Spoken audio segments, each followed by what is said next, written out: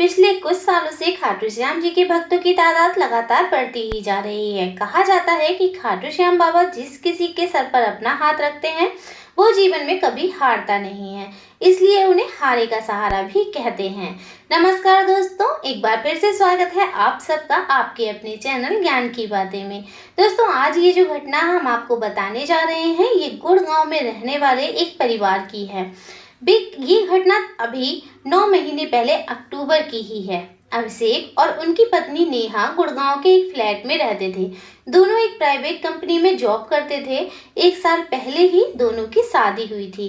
दोनों एकदम मॉडर्न नए ख्यालों वाले, ना उन्हें भगवान से मतलब था, ना ही किसी अपने कल्चर से और ना ही अपने घर वालों से। दोनों पति पत्नी अपनी छोटी सी दुनिया में खुश थे। दिन भर जॉब करना और रात में पार्टी, इसके अलावा उन्होंने और कोई दुनिया देखी ही नहीं थी। ऐसे में समय बीत रहा था। कुछ दिनों बाद अभिषेक और नेहा को पता चला कि वो दोनों माता पिता बनने वाले हैं। ये खबर सुनकर दोनों की खुशी का ठिकाना न रहा। दोनों ने ये खबर सबसे पहले अपने मम्मी पापा को दी। अभिषेक के मम्मी पापा कानपुर में रहते थे। ये खबर सुनकर अभिषेक की माँ सुनैना जी ने कहा, बेटा ये तो तूने बहुत बड़ी खुशखबरी सुनाई है, लेकिन अब बहू को बहुत ध्यान से रहने की जरूरत है।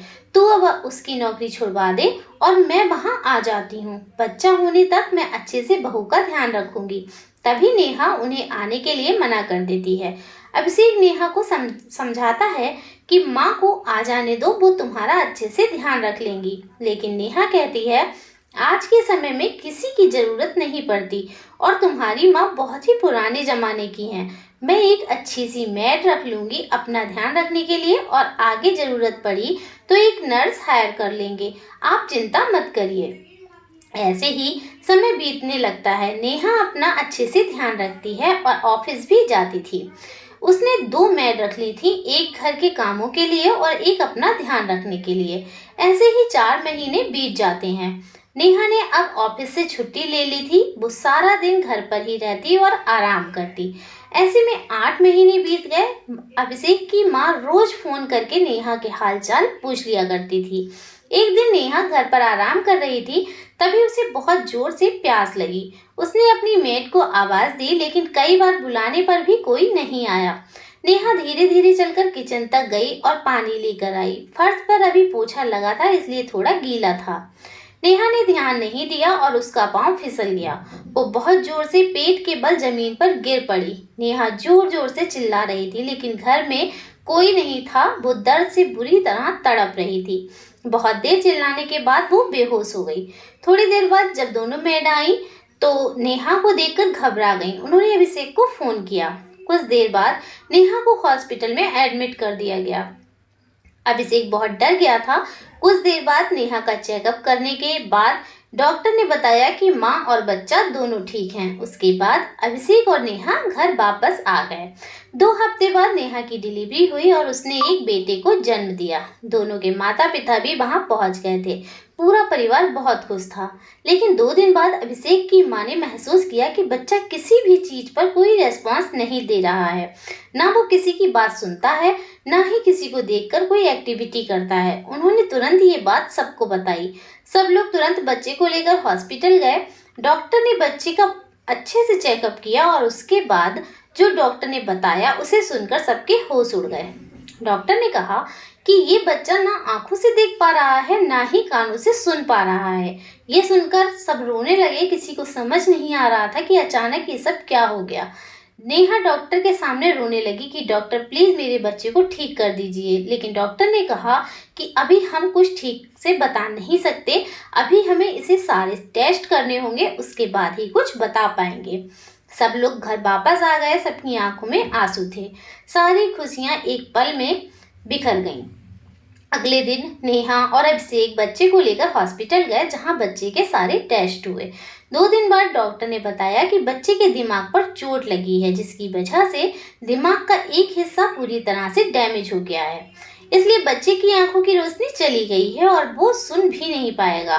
तब अभिषेक ने कहा कि डॉक्टर, लेकिन ऐसा कैसे हो सकता है, बच्चे को चोट कैसे लग सकती है। डॉक्टर ने कहा कि अभिषेक जी, अभी 2 हफ्ते पहले आपकी पत्नी पेट के बल गिरी थी, शायद उसी समय बच्चे के सिर पर चोट लग गई। नेहा और अभिषेक बहुत घबरा गए। उन्होंने डॉक्टर से इसका इलाज पूछा, लेकिन डॉक्टर ने बताया कि इसका एक ही इलाज है, दिमाग का ऑपरेशन। लेकिन इसमें कामयाब होने के चांस बहुत कम है। अगर ऑपरेशन असफल रहा तो बच्चे की जान भी जा सकती है। नेहा और अभिषेक रोते हुए घर वापस आ गए। अगले दिन दोनों बच्चे को लेकर शहर के सबसे अच्छे दिमाग के डॉक्टर के पास गए, लेकिन वहां से भी यही जवाब मिला। 2 महीने तक दोनों बच्चे को लेकर जगह जगह भटकते रहे, अच्छे से अच्छे हॉस्पिटल और डॉक्टर के पास, लेकिन सब जगह एक ही जवाब मिला, ऑपरेशन। दोनों हार कर निराश होकर बैठ गए। अभिषेक की माँ दिन रात भगवान से प्रार्थना करती कि किसी तरह बच्चा ठीक हो जाए। नेहा बहुत उदास रहने लगी थी और वो जब भी अपने बच्चे की तरफ देखती उसका मन रोने लगता। ऐसे ही 3 साल बीत गए। दोनों जो कि थोड़ी बहुत आस थी वो भी अब खत्म हो चुकी थी। अभिषेक की माँ यही रहकर बच्चे की देखभाल कर रही थी। एक दिन सब लोग बैठे बातें कर रहे थे, तभी उनकी एक पड़ोसन आई और सबको प्रसाद देने लगी। तब सुनैना जी ने पूछा कि बहन जी, ये किस चीज का प्रसाद बांट रही हो। उन्होंने कहा, ये मेरे बाबा खाटू श्याम का प्रसाद है। आज ही मेरे बेटे की सरकारी नौकरी लगी है। 5 साल से कोशिश कर रहा था लेकिन कुछ नहीं हुआ। 2 हफ्ते पहले ही बाबा के दर्शन करके आया और कल ही उसकी नौकरी पक्की हो गई। आज उनका भोग लगा के आई हूँ। उसी का प्रसाद है ये। जय हो मेरे खाटू श्याम बाबा की। सुनैना जी ने उन्हें बैठाया, चाय नाश्ता कराया और बातें करने लगी। बातें करते करते सुनैना जी उदास हो गईं और बोली, देखिए बहन जी, कितना छोटा बच्चा और ऐसी बीमारी हो गई। हम तो सब जगह दिखाकर हार गए लेकिन कोई फायदा नहीं हुआ। तब उनकी पड़ोसन ने कहा, अगर आप लोगों को ठीक लगे तो इसे बाबा के मंदिर ले जाओ, वही है हारे का सहारा। उनके दरबार से आज तक कोई खाली हाथ नहीं लौटा। हो सकता है वहां जाकर इस बच्चे का नसीब खुल जाए। ऐसा कहकर वो चली गई। उसके बाद सुनैना जी सोच में पड़ गई और नेहा और अभिषेक से बोली कि बेटा चलो खाटू श्याम जी के दर्शन करने चलते हैं, क्या पता वहां जाकर सच में हमारा बच्चा ठीक हो जाए। अभिषेक ने कहा, माँ आप ये कैसी बातें कर रही हो, जब डॉक्टर के पास इसका इलाज नहीं है, एक बार मेरे कहने से बाबा के दर्शन करने चलो, माँ ने कहा। कुछ देर सोचने के बाद नेहा और अभिषेक चलने को तैयार हो गए। अगले दिन सब लोग बच्चे को लेकर खाटू श्याम जी के मंदिर पहुंच गए। भीड़ ज्यादा थी। 3 घंटे लाइन में लगने के बाद वो बाबा के सामने पहुंचे। बाबा को देखते ही नेहा और अभिषेक की आंखों से आंसू बहने लगे और दोनों ने हाथ जोड़ के बाबा से कहा, बाबा आज तक हमने कभी भगवान की पूजा नहीं की, आज पहली बार हम आपके दर्शन करने आए हैं, हमारे बच्चे पर कृपा करो बाबा। ऐसा कहकर दोनों फूट फूट कर रोने लगे। कुछ देर बाद दर्शन करके सब बाहर आए। सुनैना जी बच्चे को गोद में लेकर चल रही थी। सामने एक पत्थर पड़ा था, उन्होंने भीड़ भाड़ में देखा नहीं और वो उससे टकराकर गिर गईं। बच्ची का सर पत्थर से टकराया और बहुत खून बहने लगा। दोनों को पास के हॉस्पिटल में एडमिट कराया गया। सुनैना जी को थोड़ी ही चोट लगी थी, लेकिन बच्चा बेहोशी की हालत में था, उसके सिर पर ज्यादा चोट आई थी। सारा दिन बीत गया लेकिन बच्चे को होश नहीं आया था। डॉक्टर भी कुछ समझ नहीं पा रहे थे। नेहा का रो रो कर बुरा हाल हो रहा था। ये सब देखकर अभिषेक परेशान हो गया और अपनी माँ से बोला, माँ ये सब आपकी वजह से हुआ है ना, हम यहाँ आते और ना हमारे बच्चे का ये हाल होता। पूरी रात बीत गई। सुबह 6 बजे बच्चे ने अपनी आंखें खोली। नेहा ने उसे अपनी गोद में ले लिया। बच्चा मुस्कुराकर सबको देख रहा था, जैसे उसे कुछ हुआ ही नहीं था। वो इसके इशारे समझ रहा था और सबकी बातें सुन रहा था। उसकी आंखों की रोशनी वापस आ गई थी और वो सब कुछ सुन पा रहा था। ये सब देखकर नेहा और अभिषेक को अपनी आंखों पर विश्वास नहीं हुआ। दोनों ने बच्चे को गले लगाया और बाबा का धन्यवाद किया। उनकी तो जैसे दुनिया ही बदल गई थी। खाटू आकर दोनों की आंखों में आंसू रुक ही नहीं रहे थे। अगले दिन बच्चे के साथ तीनों ने बाबा के दर्शन किए और अपने घर वापस आ गए। उसके बाद से दोनों पति पत्नी हर महीने बाबा के दर्शन करने जाने लगे। जय हो खाटू नरेश की।